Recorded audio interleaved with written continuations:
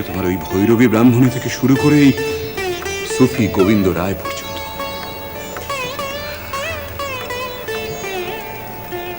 একবার মনে করো না, এই যে বাবা সংসারে প্রবেশ করেছেন, এও তার সেই সাধনারই আরেকটা স্তর।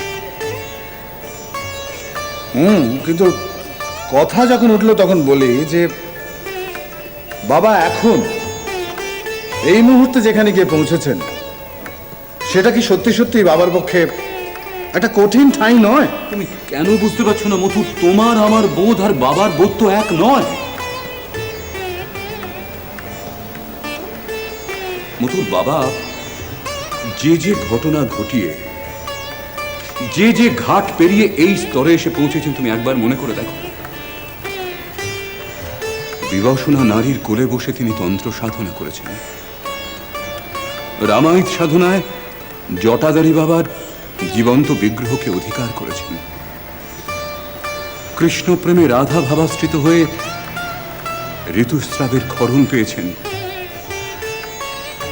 ততপুরী মহারাজকে তিনি দ্বৈত ভাব দিয়েছেন, তার কাছ থেকে অদ্বৈত ভাব গ্রহণ করেছেন। ইসলাম ধর্মে মগ্ন হয়ে মায়ের কাছ থেকে মুখ ফিরিয়ে থেকেছেন। মথুর, মথুর ঈশ্বর লাভের প্রেরণায় উদ্দাম বলগাহীন এই যোদ্ধা, যিনি সমস্ত সমস্ত কঠিন পরীক্ষা সাফল্যের সঙ্গে, কৃতিত্বের সঙ্গে পেরিয়ে এসেছেন, তাকে নিয়ে কি তুমি ভয় পাচ্ছ মথুর? একবার মনে করো তো, তার এই সমস্ত কর্মকাণ্ড এ কি তোমার, আমার, আমাদের কারুর সুদূরতম ধারণার মধ্যেও ছিল? না, তা কখনোই ছিল না। আমি নিশ্চিত মথুর,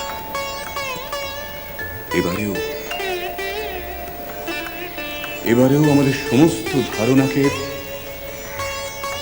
অতিক্রম করে এমন একটা স্তরে বাবা যাবেন, সেই স্তরের এই কঠিন সাধনাতেও তিনি সাফল্য লাভ করবেন। এক পূর্ণ জিতেন্দ্রীয় আদর্শ সন্ন্যাসী এক দেবীর স্বামিত্ব গ্রহণ করেছেন। আমি নিশ্চিত সংসার আর সন্ন্যাস, এই দুই বিপরীত মেরুকে তারা এক জায়গায় নিয়ে আসবেন। এরা সাধারণ নন মধুর, এরা দুই অতি মানব মানবী, এরা নির্মল, এরা পবিত্র। এদের দুটি আত্মার মিলন হবে শুধু। তাহলে আপনি যা বলছেন সে আমাদের কল্পনার দেহাতীত প্রেম। ঠিক ঠিক তাই মধুর। শুধুমাত্র শরীরের রূপ পরিগ্রহ করা ছাড়া। ব্যাপারটা আমি কিছুই বুঝলাম না রে হৃদয়। তোরা সব জেনে শুনে যে কেন সব সাজিয়ে নিয়ে এলি? ওরকম তোরা করো না তো সবসময়। আমি এসবের কিছুই জানি না। আর তোমার যদি এতই জানার ইচ্ছে থাকে তাহলে ছোট মামাকে ডেকে জিজ্ঞাসা করে নাও। কেন ছোট মামাকে ডেকে জিজ্ঞেস করবো কেন? তুই কিছু জানিস না? না আমি, আচ্ছা তুমি তোমার নিজের ভাইকে চেনো না? সে নিজের খেয়াল মতো চলে। না চিনবো না কেন? নিশ্চয়ই চিনি। চিরটা কাল একই রকম হয়ে গেল। আগ বাড়িয়ে কোনো কিছু ভাবা নেই, যখন যা মনে আসে তাই করে। ওইটাই তো নিজের বউয়ের জন্য একটা ভাড়া করা শাশুড়ি নিয়ে চলে। বাহ, ওই মহিলাকে তুমি চেনো? কি প্রবল বাঘা মহিলা! আমি আমি আমি তোমায় আমি তোমায় লিখে দিচ্ছি যে ওই মহিলা যদি আমার ছোট মামার সংসার না ভাঙে তো আমার নাম হৃদয়রাম নয়। অত সোজা। আমি এখানে বড় ভাই রয়েছি না? এই তোমার কম্য নয়, এই তোমার কম্য নয়। বড় বাঘা মহিলা। না না না না, সে করবেটা কি? শুনবে উচিত। এই যে তন্ত্র সাধনা শিক্ষা এই মহিলাই তো ছোট মামাকে দিয়েছে। আরো আর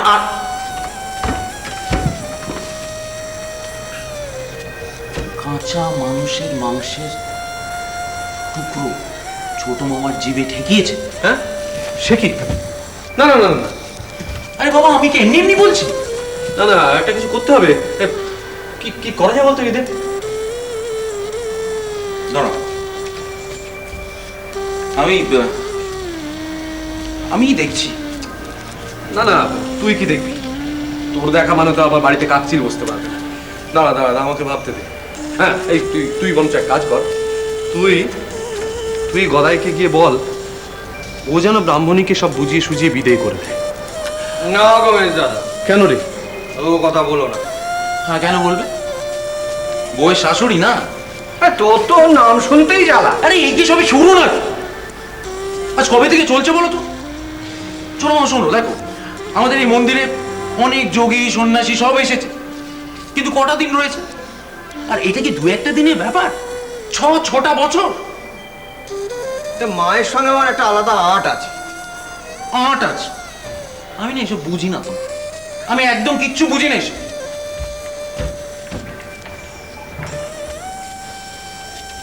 গদাই, আমি কিন্তু একটা কথা ধরেছি। কি? এই যে বললো 6 বছর সেখানে উনি তোর সঙ্গে লেগে আছেন। হ্যাঁ, সেখানে লেগে আছেন, এখানে অব্দি এসে পৌঁছেছেন। না না, এখানে তো তুই নিজে নিয়ে এসেছিস। হ্যাঁ, আমি নিজে নিয়ে এসেছি। কেন জানো? কেন? আমি এখানে আসবো জেনে মায়ের মনটা না আঁকু পাকু করতে লাগলো।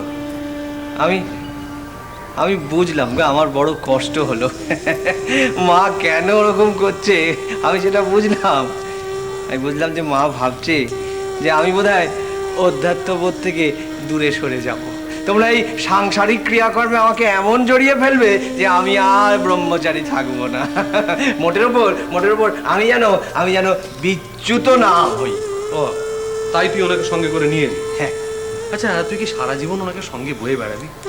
আরে ধর, এই যে জয়রাম বাটি থেকে মুখুজ্জে মশাই খবর পাঠাচ্ছেন, তোকে বারে বারে যেতে বলছেন, তা তুই কি ওনাকে সঙ্গে নিয়ে যাবি নাকি? বাবা, কলকাতার এই রানীর মন্দিরের কথা তো শোনাও না, সেখানে তুমি কি করে ভগবানের দেখা পেয়েছিলে? বলবো গো, সব বলবো তোমাদের। বাবা, মা, এরা কি ভগবত বিশ্বাস থেকে সব কথা জানতে চাইছে, নাকি নিছকই কৌতূহল? হলেও বাবা, সে কৌতূহল তো ভাগবতেই। এদের কথার কাঠি ধরবার ক্ষমতা তোমার নেই বাবা। এরা সব মতলব করে দল বেঁধে এসেছে তোমাকে নিয়ে রঙ্গ করবে বলে। তা কি করব বলো মা? একদম চুপ করে বসে থাকো, কোনো কথাটি কইবে না। যা বলবার ওরা আমাকে বলুক। বেশ, তাই হবে। শুনলে গো তোমরা, আমার গুরুর আদেশ। প্রভু, আমরা তোমার মুখে শুনবো প্রভু। কি? राम कृष्ण